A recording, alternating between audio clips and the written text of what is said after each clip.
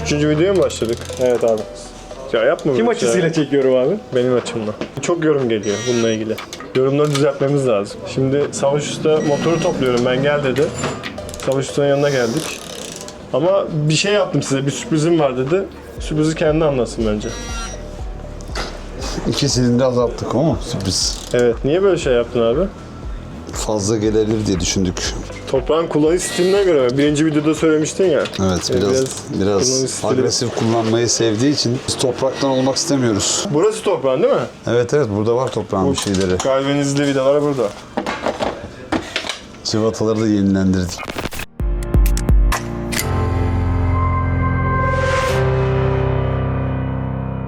Alt silindir olsun mu? Motor atlaması mı? Olabilir. Bir önceki videoda da zaten kapalıydı, şimdi de kapalı. Bir şey yapmadın o zaman bizi kandırıyorsun abi. Yok be, benim kandırmalık bir ihtiyacım yok. Seyircileri mi kandırıyorsun yoksa? Yok, kimseye. Demin kandırdın dedin motorun şeyini kestim, 2 tane silindirini kestim Silindirini falan. azalttık dedik ya. Arkadaşlar birinci videoda zaten görmüşsünüzdür büyük ihtimal. Burada bir tane demir vardı. Bir de Gösterelim. gösterelim evet. Şu demir vardı. Sabit motor kullanmış. Usta bunu TRD'ye çevirdi. Evet. Ne oluyor TRD'nin açılımı? Toyota Racing Development. Böyle biraz kanamalar oldu pistonlarda ama. Standart blok olduğu için, 2CZ motoru standart olduğu için honlama çizgileri standart pistonlara göre o çizgilerin o açıları değiştiriliyor. Honlama çizgileri değiştiriliyor. Alışma rodaj sürecini biraz daha kısaltmak için. Toprak rodajı olur mu? Göreceğiz rodajını. Abi biliyorsun o rodajları şey, Dayanabilecek mi rodaj süresine bilmiyorum. marşa basana kadar rodajının. Sıfırken de oluyor öyle şeyler biliyorsun. Aracın veya motorun sıfır olması çok şey ifade etmiyor. Şimdi arkadaşlar bloğunu sıfır aldık. İçinde normal pistonlu falan gelmişti zaten. Motor standart 2CZ motor bloğu alındı. Standart crank, standart kol piston tarzında onlar söküldü. Forge pistonları, kolları, yatakları hepsi değişti zaten. Yağ pompası bunların hepsini zaten Update'li bir şeyler mi oldu abi? Toprak kardeşimize fazla sormuyoruz o tarz şeyleri. Yenilenmesi gerekiyorsa değişiyor zaten. Evet. Yağ pompasının da update'li bir şey aldım. Taktık Yok, yani. yağ pompası standart yeter. Çok yüksek beygirler istemiyor zaten Toprak bunda. Yeter ki altları dolu olsun. Yeter ki Turbosunu da yani altları dolu olsun diyor. Yukarılara çok fazla işi yok Yeter yani. ki o sesi çıkarsın diye. Evet, o ses. Hala sesliyiz bu arada. Daha Evet, gitmedi. onu da ekleyebilirsin buraya mesela. O ses.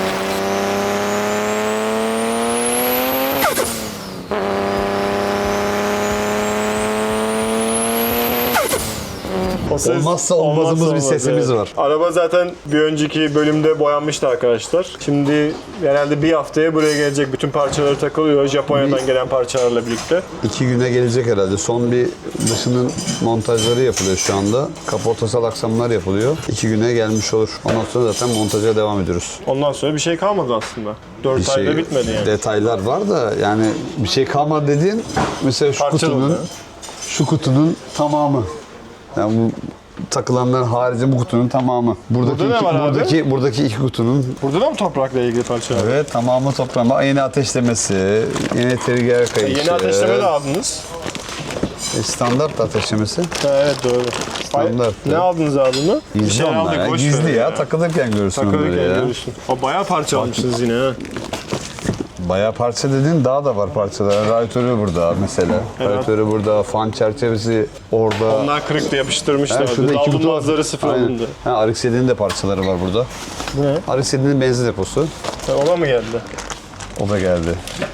Ya araba artık sene olaraktan yıpranıyor. Benzin şunu kaldırsana bir dakika. Abi bunların döndüğü yer var ya. Neydi onun adı? Trigger Şurayı dişlileri. şeyli mi evet. aldınız? Yok zaten orijinalde var, öyle vardı zaten. Burada bunlar var. Açık oluyor ya burası. Gözüküyor ya çıkış. Timing diyoruz. Şeffaf demek Ha istedim. evet onlar da orada. Trigger Bak, bu kutusundan çok güzel bahsettiğin bu değil mi? Evet. Çok Şey güzel. mi abi? Kargolar şeffaf mı? Şeffaf kargo. Başka ne geldi abi? Abi ne gelmedi ki daha. Vallahi Ha, böyle- ayırdım işte yeni Anormal bir şey gösterebileceğim bir şey var. onun zevkine uygun renkte Ha, bir de renkler var, değil mi? tabii rengi de önemli. Çok önemli. Glof'un rengini de mi seçtin? Evet Tabii, evet o- kesinlikle. Kesin mor bir şey seçmiştir. Evet kesinlikle kayışımız Kayışımız da aynı. Abi glofumuz, bir de şöyle bir durum var resketimiz. biliyorsun. Aynı ton olması gerekiyor. onun tonları yakalamak. Bak burada da var bir şeyimiz. Bakmak istiyor musun? Evet. Merak ettim abi. Yine bir şeffaf bir kutu çıkacak sanki burada trigger'in. Ha üst tarafı. Ya ön Böyle- tarafın daha doğrusu. Üst. Üstü mü bu? Evet evet. Üst. Tribütörün üstü işte. Evet, evet. Tribütör kapağının üstü değil mi? Bu daha önceki gelen parçaların içinde olan şey değil miydi abi? Hayır Yeni mi ya. geldi bu? Yeni ya. Nasıl ya? Önce parçaları yok. Madem bir şey takıyoruz içinde gözüksün istiyor. Korkuyorum en sonunda Bunu içindeki... şeffaftan istemesin abi. İşte ondan korkuyorum. İçindeki pistonları, kolları da bir gösterebilir miyiz usta falan diyecek Sen diye bir tane korkuyorum. maketten yap abi onu. Oradan nasıl çalıştığını görsün. Bunlar ne abi? Benzin pompaları, Ha, evet burada onların da şey hatları. var. Daha var öbür diğer kutu Vardır vardı abi herhalde. ya. Bunları takarken zaten tek tek gösteririz. Sen Evet, beni çağırırsan onları motoru şey bak. topladığın gibi. Evet, Kaput amasörü. toplarken çağırmıştın ya motoru. Hı hı. O zaman da çağırırsan beni Tamam şey anladım. yaparız. Anladım tamam. Tamam. Usta Detaya sevmiyor gireriz. ya video işlerini, o yüzden çağırmıyor beni. Videoyu sen sevmiyorum değil ya. Senin vaktin vardır, yoktur, o an uygunsundur, değilsindir. Ben 2 motor aynı anda topluyorum şu anda da. Çünkü bir yandan rektifiyeci bekliyorsun, bir yandan tornacı bekliyorsun. Sadece bunları almakla bitmiyor ya. Evet. Burada Böyle ufak ufak devam ediyor. eski çıkan parçalarda da bazı sorunlarla karşılaştı. Bu mesela suyla ilgili değil mi abi bu? Hangisi? Bu suyun şeydi. Suyun Evet, dönüşümü abi. müydü? Arka- Mesela burada kaynaklamışlar falan. Bunlar da değişiyor. Ya kaynaklanabilir de gitmiş bazı yerlere fazla taş kaçırmışlar. Oralarda sıkıntılar var da o değişecek onlar tabii ki. Bunun içinde de Supra ile ilgili birçok şey var.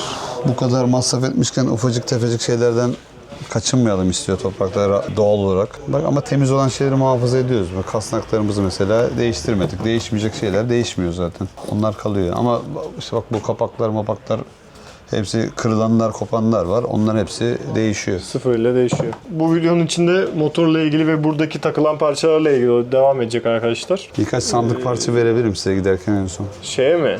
Sakarya'ya mı götüreceğiz abi? Olabilir. Ya da biz mi saklayalım? Topraktan anı. En son arabanın arkasına iple çekeceğim onları demişti galiba. Yanlış hatırlamıyorsam öyle bir şey söylemişti. İple mi çekecekmiş? İple sandığa koyup çekeceğim hepsini demiş. Önceki dakikalarda zaten Savaş Usta'nın yanına gelmiştik. Şimdi tekrar geldim. 3. bölüm güzel geçiyor çünkü motoru topluyoruz. Bir önceki videolarda motorla ilgili detayları paylaşır mısınız dediğiniz için motorla ilgili detayları Savaş Usta'dan öğrenmek için yanına geliyorum arada. Sizler için video çekmek için. Zaten Supra boyacıdan geldi. Şu anda lifte. Şöyle arka tamponu falan takılmış. Stopları falan takılmış. Yan marşpiyerleri, işte aynaları, camları, kilitleri falan her şey takılmış. Zaten altının detaylarını biliyorsunuz. İlk bölümde paylaşmıştık sizlere. Şimdi Savaş Usta swap ayarı yapıyor. Ustam yeniden derslerine çalışmak istedi. Şimdi swap ayarı yapıyor. Doğru fincanlarla Fincanları doğru sivop ayarlarını getirmeye çalışıyoruz şu anda. Daha çok rektifiyecinin yapmış olduğu işlemler bunlar ama biz burada yine kendi sanatımızı kullanalım dedik. Rektifiyeci abilerimizle uğraştırmayalım dedik. boşlukları falan her şey yapıldı. Şimdi fincanları usta yapıyor. geldi. Ne haber? Supralara üfleyen çocuk diyorlarmış. Sen Supra'ları mı üflüyorsun? Ha? Bak abisinin olduğunu öğrenince hemen gelmek istemiş. Utanıyor musun? Bilmek ister misin? Hiç sana benzemiyor ya. Benziyor. Tip olarak benziyor da Geri huy olarak benzemiyor. Burada yazıları var. Farklılıklar gösteriyor zaten sivoplar arkadaşlar. Buradaki yazılara göre usta şunla ayar yapıyor. Gap ayarı gibi. Fincanlar da bunlar.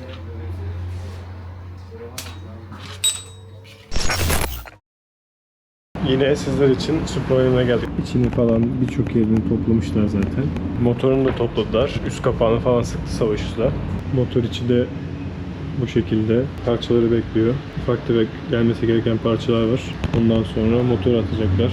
Bu da eski elektrik tesisatı. Büyük ihtimal bunlar da yenilenecek gibi duruyor şu anda. Güzel bir tesisat yapılacak. Arabaya Motek'ten beyin geliyor. M150. Onu takacağız. Sonra neler yapılacak başka? Jant işimiz hala devam ediyor. Tam ölçülerini çıkartamadık. Toprağın istediği bir ölçü var çünkü. Ona göre bir şey yapmak istiyorlar. Şimdi Savaş Usta ile birlikte size motoru gösteririz. Eskiye göre zaten biliyorsunuz burada bir body kit vardı arabanın. Marşpiyeli. Bu değişti. Orijinal şekilde oldu. Cam filmleri söküldü.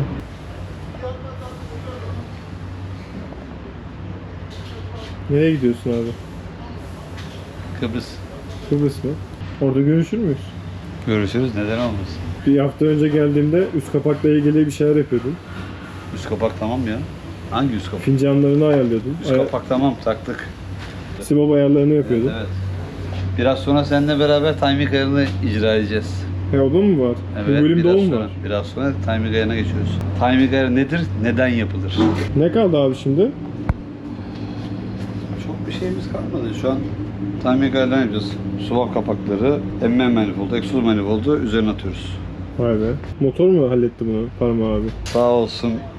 Sağ olsun Rodi kardeşimizin köpeğe ufak bir dokundu. Sibop ayarlarımız oldu arkadaşlar. Senin dediği gibi timing yapılacak. Bu dış yanında gelen işte yağ filtresidir, egzoz manifoldudur, emme manifoldudur. Bu meşhur arkadaş değil mi abi?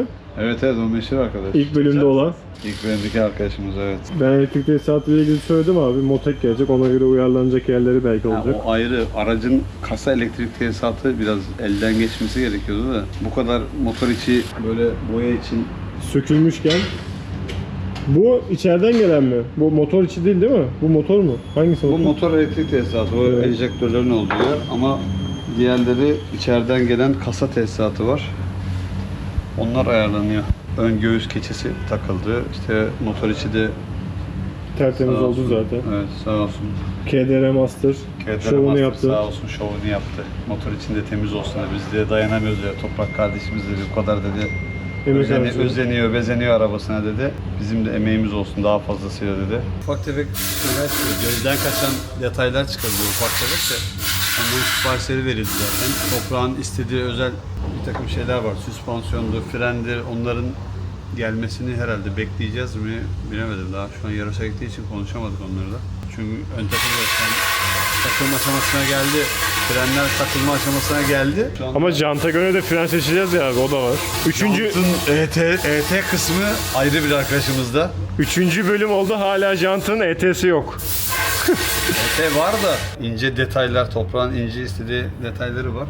Kıramıyoruz biz de onu. Hala araştırmalar devam ediyor o konuda. O araştırmaları da başka arkadaşımız yapıyor sağ olsun. Drahtecim yapıyor onu da. Evet. Buradan selam olsun ona da. Jantı yapıyor, ne yapıyor? Bir de turbo ile ilgili bir şey vardı. Evet, ona da bakıyor. Turbomuzdan Turbo sesini de daha şey yapamadı. ayağımız gazdan çekti mi? Yani burada detay şey değil yalnız. Ne abi?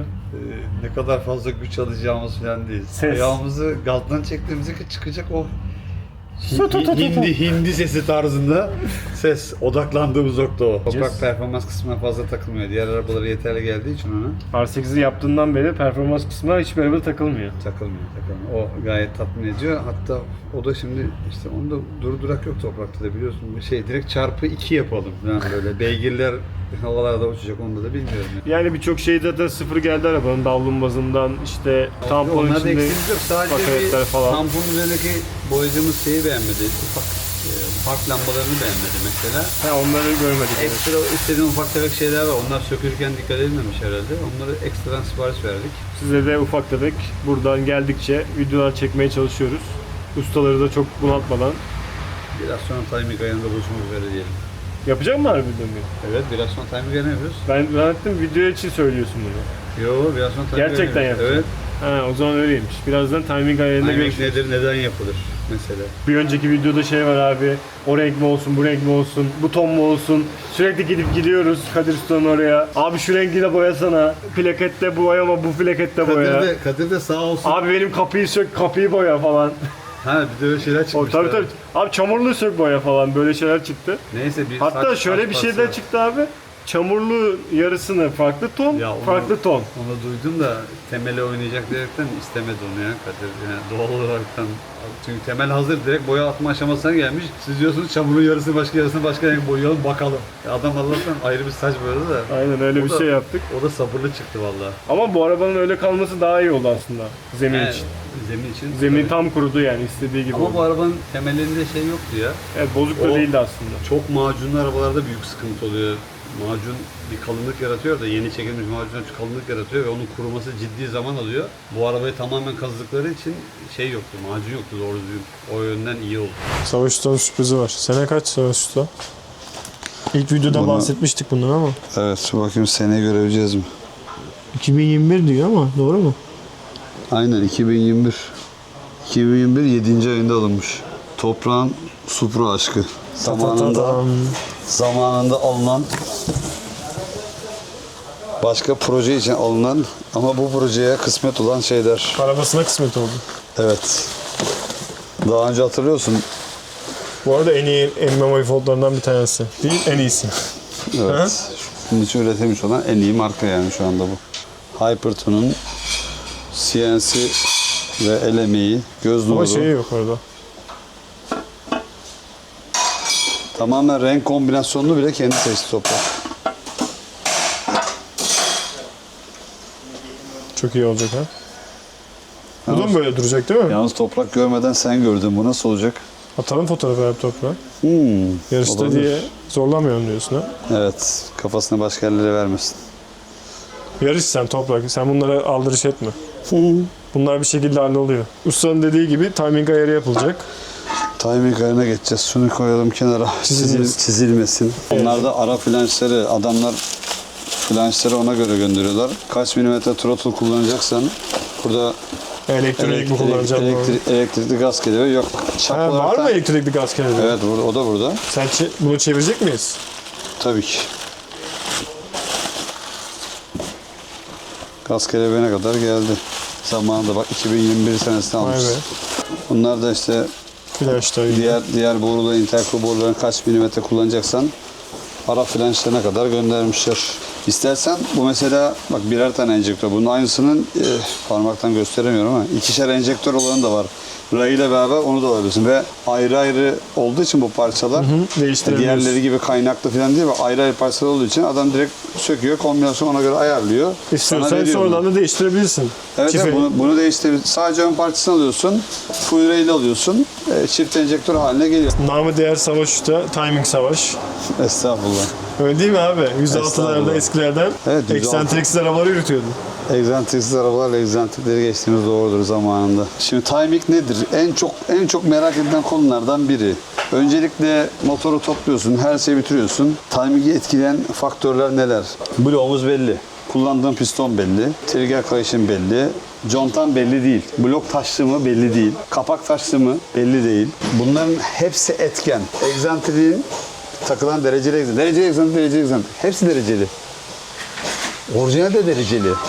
Ama derece farkı var. Sadece derece farkları var. Derece farklarını da şimdi burada sentesini normal trigger kayışını her şeyini takıyorsun. Emme swab'ı kaçıncı derecede full liftini görecek. Exhaust swab'ımız full liftini kaçıncı derecede görecek. Bunları taktığın zaman kasnağını ayarlı da taksan, sıfır standart kasnak taksan zaten standart kasnak taktığını düşün şimdi. Burada taşlı ne oldu? Aşağı doğru yaklaştı. Yani pistonlar swab'lara doğru yaklaştı.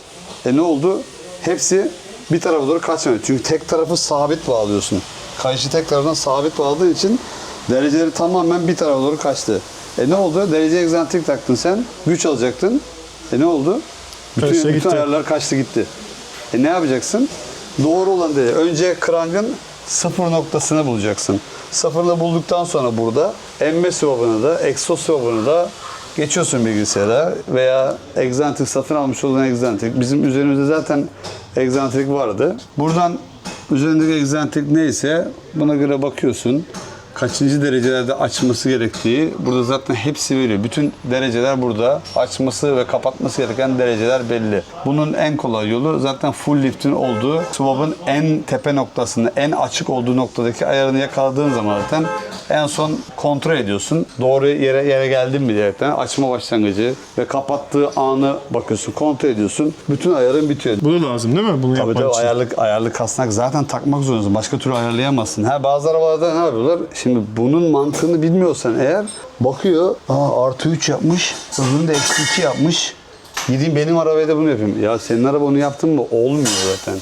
Bu arabanın üzerindeki taşlanma oranı, contanın kalınlığı bunu etkileyen şeyler bunlar Eksentrik, zaten. piston hepsi etkiliyor. Değil mi? Yani pistonun zaten tepe noktası belli. Onda sıkıntı yok. Ama kullandığı egzantrik ne?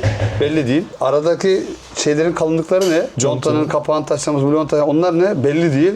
Yani oraya artı 3 yapsan ne olur? Eksi 2 yapsan ne olur? Bir şey değişmiyor. Yani burada önemli olan birincisini derken emme swab'ı full liftini kaç derecede görüyor? egzosu full liftini nerede görüyor? Ha, neler yakalıyorsun. Bazen yapıyorsun arabayı, yapıyorsun arabayı. Araba yürümüyor. Allah Allah, ne oluyor diyorsun. Egzantrikte üretim hatası olabiliyor. Birincisini yaptın, ölçtün, tamam. 2 tamam mı? Baktın mı? Yok. 3 tamam mı? Yok. Yani bu ayarları yapmadıktan sonra araba gerçek gücünde olmaz. Turbosu doğru yerde dolmaz. Şimdi çok lak yaptık. Şimdi iş zamanı mı? İş zamanı. Timing ayarlarını yapmaya başlayacağız. Önce dediğim gibi, bak sen istersen ben burayı ayarlayacağım. Sen aşağıya çevirdikçe. Aşağı ayarlamadan önce makinenin sıfır noktasını buluyorsun. Bak, sıfır noktasını buldun. Tam sıfır değil ama sıkıntı Yok, yok. orası değil. Hayır, o durma yerini ayarlıyorsun Ha, orada. okey. Durdu. Orada kaçta durduğu burada önemli değil. sıfır noktası. Evet, burayı sıfırını ayarlıyorsun. Anladım. Tamam. Burası bitti. Bundan sonra pistonla işin bitti. Şu anda sibobun kaçıncı derece açılacak ayarlarını ayarlıyorsun. Ondan sonra başlıyorsun motoru çevirmeye. Neresi geliyor önce? Bak şu anda burada bizim emme sibobumuz geliyor mesela önce. Emme full liftine geldi. Şimdi tekrardan aletimizi bağlayacağız. Burada kaçıncı derecede full liftimizi kaçıncı dereceye yakaladığımızı göreceğiz. Ona göre de buradan ayarlayacaksın. Evet, onu yerinde değil. Buradan kastaktan gevşeteceksin vidalarını. Yerine getireceksin. Bir daha ileri, bir daha geri. Tam sıfırını bulacaksın. Bunun kaçıncı derecede durdu? Burada 3'te mi durdu? 5'te mi durdu? Hiçbir alakası yok. Nerede durursa dursun. Bu ne kadar uzakta durursa zaten o kadar motor üzerinde o kadar şey çok farklı yerlerdedir. Evet, ondan sonra diğer ayarlarına devam edeceğiz. Önceki dakikalarda en son ne yapıyorduk? Timing ayarı yapıyorduk. En son timing ayarı yapıyorduk değil mi? Evet, savaş ustalarının yanına geldim ama burada konular biraz farklı şeyler olmuş. Biz bir yarışa gittik geldik falan derken çok uğrayamadık buralara. Ondan sonra usta... Evet, biz ilerledik, bir motoru üzerine attık işin devamında. Daha da devamında şimdi biz daha önceki fotoğraflarda olması lazım. Yağın volümünü arttırmak istemiştik biz. Yağın hacmini yani. Sen yağ kapasiteni ne kadar arttırmak istiyorsan onu söyle abi. Hallederiz, sıkıntı yok. Tamam. Ben şasede müsait olan yerleri yazdım üzerlerine. Bu da hava soğutmalar olacak. Tamam, hava kanatlar olacak orada da. İçine de şey çizeceğim. Yağ çalkantısını engellemek için de içine araları bölmeleri yapalım. Buralara bölme yapacağım. Yağ miktarını arttırmak istemiştik. Ama bu miktarı arttırırken motoru sökmeden karterin yanlarına yazmıştık. Ne kadar müsait karter, büyütülmeye ne kadar müsait diye yanlarına yazmıştık. Ama bunu direkt olaraktan imalata geçmiyorsun. Çünkü oluyor, ölçüde şaşma oluyor, motorun takılması, motor kulağımız direkt demir bağlıydı tek taraftan, onu da iptal ettik. Burada motorda hiçbir esneme olmasına yapan bir şey vardı. Şu ön taraftan kulak, gözüküyor. evet, onu iptal ettik. Mesela şimdi konumu motorun az da olsa, milimetrik de olsa oynadı. Şu anda o ölçülendirdiğimiz üzerine bunu Siba diye bir kalıpçı malzemesi var. Altlarını hem soğutma kanalları yaptık. Artı yan ölçüleri istediğimiz şekilde kaçar santim gerekiyorsa şaseye göre baktık. Şase ve alt traveze göre baktığımızda ne kadar büyütebilir diye. Önce malzemeyi Siba'dan ürettik. Bunu Prototip bu yani. prototip olaraktan yaptık bunu. Ne kadar haklı olduğumuzu gördük. Burası mesela Bayağı gelmiş. fazla gelmiş. Bunun 1 santim kadar ufaltılması lazım. Tamam, büyütelim derken de buraya çarpmamamız lazım sonuçta. 1 santim kadar fazla büyümüş oturttuğu zaman. Şimdi bu yaptığımız malzeme, şimdi bunu alüminyumdan alsaydık bir sürü malzeme telef olacaktı. Bir sürü bu işteki emek çöp olacaktı. Bunların önüne geçmek için, bunu bertaraf etmek için önce bir Siba'dan üretim yapıldı. Arkadaşımız sağ olsun, Kenan arkadaşımız bizi kırmıyor böyle şeylerde. Bir de o yönlendiriyor zaten. Siba'dan yapalım, deneyelim abi dedi. Ondan sonra CNC'de yapılacak zaten. basım değil de o alüminyum kütük satın alınacak. CNC'de yapılacak, işlenecek, güzel güzel işlenecek. Bu arada Şanzıman takmışsın abi. taktık, motor şanzımanla beraber taktık. Bu arada İskender kardeşimizi çağırdık. Egzozu gördü. Toprak kardeşimize de yakışmaz bu dedi. Malzemelerin siparişini verdik. Titanyumdan, Toprak'ta titanyum istiyor illa. Titanyumdan istedi. Turboyu da titanyum istiyor ucunu. Turbonun, evet. Bir ses var ya abi. Bak Evet, titanyumda, bakırda falan her şey farklı. O yine tututu seslerine geliyorsun sen de. Oraya Oralara girmeyelim fazla gelme oraya. Çok uzun sürüyor oralar. Susturucu, arka susturucu daha farklı yapacak. Kazanını daha yukarıda bir şey yapacak. Arkadan şu kötü görüntüyü yok etmek istiyor Toprak. Onun isteği doğrultusunda ilerliyor zaten. buradaki bağlantılar falan böyle aralarda böyle gözüksün istemiyor. Şunlar bunlar da herhalde kalkacak. Yok onlar hepsi kalkıyor. Biz şu an Ustalarına göre yani egzoz yerde şey yapmasın Eski diyerekten- bağlantısına göre sen O taktın. eski bağlantı. Onlara sıkıntı yok. Onların hepsi değişecek. Susturucu da bunu istemiyor. Daha farklı bir sesler de istediği için Toprak. Ama illa titanyum olsun dedi. Tamam dedik biz de. Şimdi bence asıl ben videodan önce arkadaşlar biliyordum zaten bu konuyu. Aslında konunun içinde direkt ben varım. Üst tarafa geçelim mi?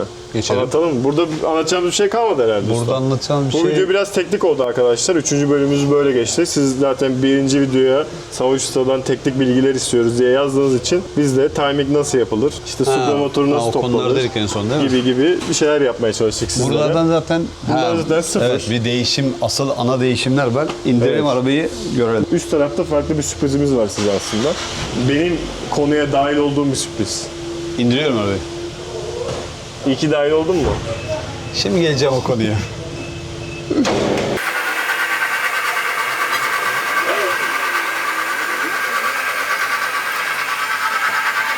Usta bir şey soracağım sana. Efendim? Sorayım mı? Tabii. Biz timing'i Bildiğim bir şey yapmıştık. olsun da. En son timing'de kalmıştık. Niye böyle oldu burası? Sökmüşsün her şeyini yine. Yine o konulara geldik mi? Motoru takmışsın ama timing'ini sökmüşsün.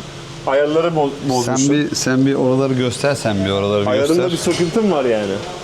Yok, ayarda bir sıkıntı yok. Renk Kendi kombinasyonunu isteği- RX-7'ye göre istedi. Aslında şu anda bir ihtimal burayı değiştirsek mi rengini diye şu an Ne konuşuyoruz yine. istiyor? Siyah mı istiyor? İşte renk sanki olmamış gibi dedi. Ondan sonra biz de bir şey demedik. Bu zevk işi, tamamen renk olayı tamamen zevk işi olduğu için bir şey demedik. Evet. Egzozun böyle eski görünümlü olmasını istemiyor mesela. Ne yapmak istiyor? Onu da kaplayabiliriz dedi.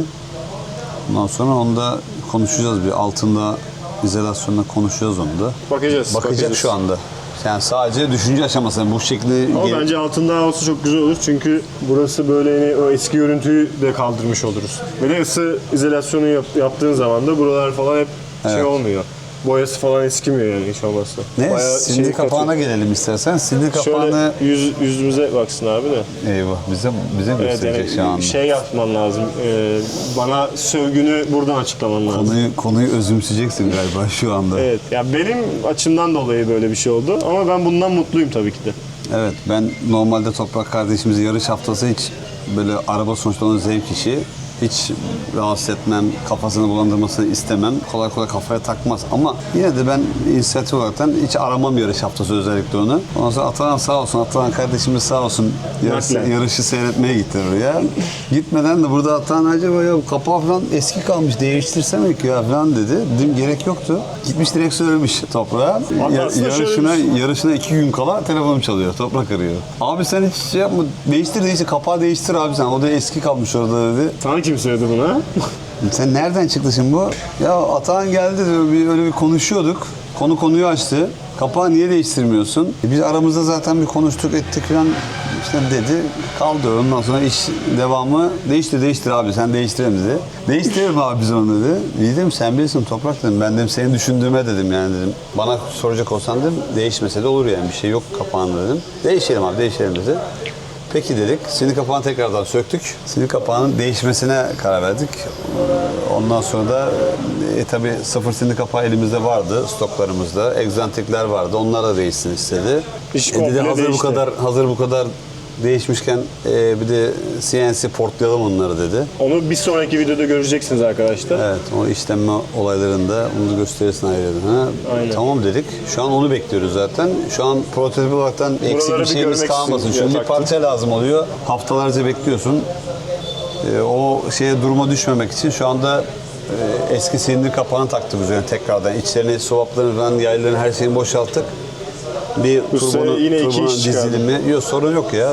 İş kusursuz olsun şöyle de. Şöyle bir durum da Onun isteği gerçekleşti. doğrultusunda. Aslında sen bunu sökünce bütün ayarlar da kaçtı. Ayarları baştan yapacaksın. Ya usta. ayarlar bir şey değil ya. Timing ayarı zaten yani hafta kaç tane yaptığımız ayar. Yani biz dışarıdan gelen arabaları da yapıyoruz çünkü devamlı. Peki, Onda sıkıntı yok. Timing ayarı Silindir yaparız. kapağını değiştirmişken Sibop'ta, onda bunda değişik Yok, bir şey yapacak mısın? zaten sonra hepsi onları yenilemiştik. Evet, Onların sıfırlamış. hepsi tekrardan buna Eskiye, geçecek. Evet, sadece eskisi yenisine geçecek. egzantik milleri yerli üretimdi bunun üzerindekiler. Yurt dışına yapılan bir yerli üretim. Onları da değiştiriyoruz. Evet arkadaşlar, bu 3. bölüm biraz uzun olduğu için aslında size tam bir şeyler gösteremedik.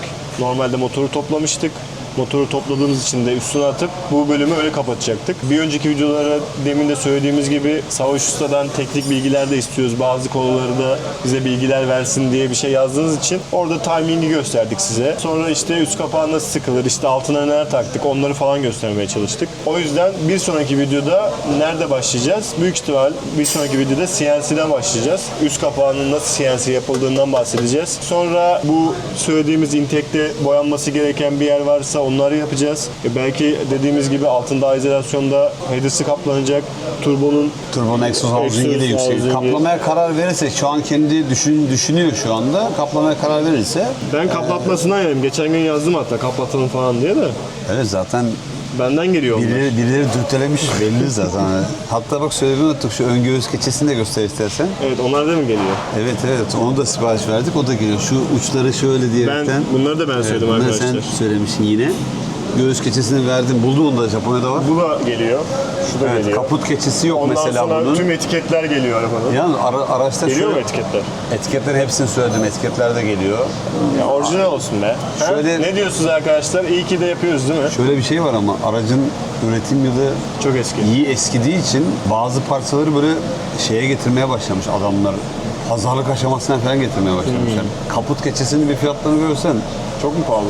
ya saçmalamışlar. Standart katalog fiyatı $200 civarında. Şu an eBay'de dahi $450 çıkmış. Ya keçi alıyorsun, ne alıyorsun yani aslına Ben bakarsan videodan ama. sonra bir şeyler daha yapacağım da belki radyatörleri falan da bir şeyler yapabiliriz ama. Radyatör mü? Şey yaparız onu. Yine mi devam mı ediyorsun? Evet devam ediyoruz abi. Sıfır olsun ya. Ben mesela şeyden yana değilim. Intercooler'ı bunun daha önceden golda boyanmış, sonra siyah boyanmış, sonra bir daha gri olmuş falan. Belki intercooler'da değiştirebiliriz. Şey yok değil mi? Ha? MotoGP'de Toyota falan yok değil mi? Yok. Yani Toyota ile falan yarışacak gibi olsa Toyota'ya yeniden Supra ürettireceksiniz ha siz. Yani bu gidişle Ya o da sıfır olsun, bu da sıfır olsun. Çocukluk hayali ne yapalım abi. Ya orası öyle Ya bu güzel araba mi? almışken de bu arabayı 10 sene 20 sene hiçbir şey yapmadan binecek sonuçta Allah'ın izniyle. İnşallah. İnşallah. Bir de elektrik tesisatında bir ufak düzeltmeler var. Elektrik tesisatı da onunla ilgili de bir şeyler var. Daha hala görüşülüyor. Bakacağız. Yapacağız bir şeyler. Usta bir şey söylüyor musun? Yok bir şey söyleyeyim mi? Devamlı İkinci videodan da usta bize kızdı zaten. Full boya ile ilgili kısımları göstermişsin. İşte video 30 dakika, Ya- 20 dakikası sadece boya kısmını kızma o değil. Kızma anlatmışsın. Bir saniye. kırmızı mı? Bir saniye. Başka renk. Ama Kırmızı mı? şöyle bir durum var abi. Toprak zaten 3-4 hafta renk tonunu seçmeye çalıştı. 3-4 haftayı seyircilere şey yapıyorsun, 3-4 hafta yaşatmayalım ya. O değil, videoda karar verme aşaması bile o kadar uzun sürmüş ki. Gerçekten öyle sürdü ama. Biliyorsun Evet, yani. gerçekten Toprak. yaşatıyorsun insanlara. Onu yaşatmamı istediğiniz için ben böyle bir şeyler yapıyorum zaten. Evet. Gitmiş gelmişsiniz yani hakikaten. Onun ben birkaç tanesine şahit oldum orada. Benim haricimde de zaten kaç sefer gitmişsiniz öyle. Bir tane aramızdan kadın bir takipçimiz şey yazmış. Ne? Ben sadece erkekleri bir tek kırmızı görüyor sanıyordum yazmış. Normalde ojelerde de renk seçenekleri var ya. Büyük ihtimal o yüzden yazmış.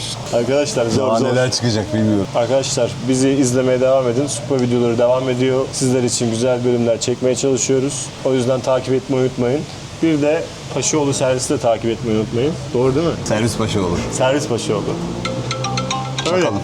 Hayırlısı. Görüşürüz arkadaşlar. Bir Görüşmek sonraki üzere. videoda. Kanalımıza abone olup bizleri desteklerseniz seviniriz. Yorumlarınız bizim için çok önemli. Sizin yorumlarınıza göre videolar çekiyoruz. Bay bay. Bir sonraki videoda görüşürüz. Takipte kalın. Savaş Usta'yı da takip edin.